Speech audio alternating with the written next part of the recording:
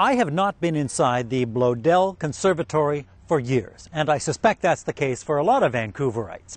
But now that the future of the venerable triadetic dome is somewhat in question, a lot of people are making plans to revisit. We thought this might be the perfect time to see what we've all been missing.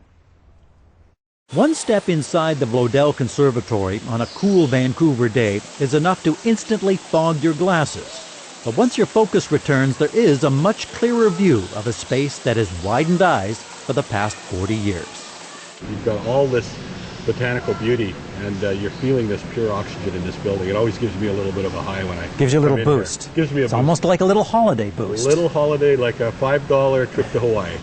John Coupar's been breathing the conservatory's rarefied air since he was a kid, since his father, who was the building's first director, brought him to the top of Little Mountain to reveal what seemed to be a startling combination of Victorian sensibilities within a space-age bubble. I remember coming up here at night when it was lit up, and it really did look extraterrestrial. You kind of thought anything was possible in Vancouver. This was long before E.T., any of that way stuff. Way before E.T., way before cell phones, way before all these things that we take for granted now. By the winter of 1969, man had already walked on the moon, and lumber magnate Prentice Bloedel launched his own singular mission with a $1.4 million gift to Vancouver. It was to fund the second largest domed conservatory in the world, a triadetic design complete with Florida palms, dancing fountains, and a signature hunk of Henry Moore sculpture entitled Knife Edge Two-Piece.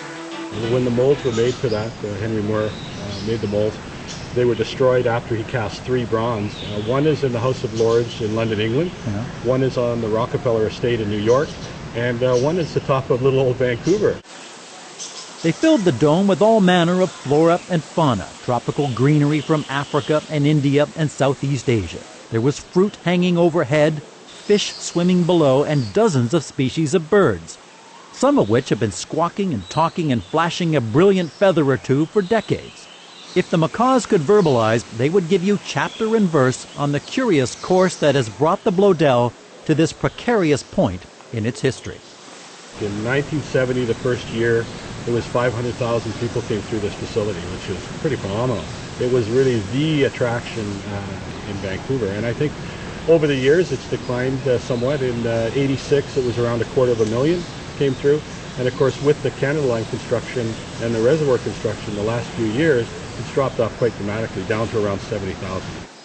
John Coupar and Cheryl Hamilton have helped establish the Friends of the Bloedel, the group that is fighting to save the dome. We've seen, just with a little publicity in the last couple of months, we've seen attendance triple. So we're very optimistic that Vancouverites and people from around the world will start to flock back to this facility. And come now to show your support. I think it's important for people to utilize the facility. That's why it's here, and if they come, they're expressing their interest by coming, and that's really important.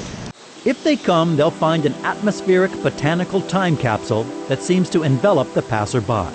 They'll see the fronds and the feathers and the kinds of plants that look like they might just reach out to grab you from the well-appointed path. And they'll find a space that will gear down your daily sense of speed, an environment that begs a detailed inspection. No more here than the eye can truly see if one is only willing to linger. Well, when I come here with my sons, I always like to sit on the benches and just take time. You know, it's a chance, and they're active and running around and looking at stuff, and I'm just enjoying being here. Right. Yeah. That's kind of a lost art in and of itself. It's a lost art. Sitting back and enjoying. Sitting back, enjoy. Exactly. That's what this place is about.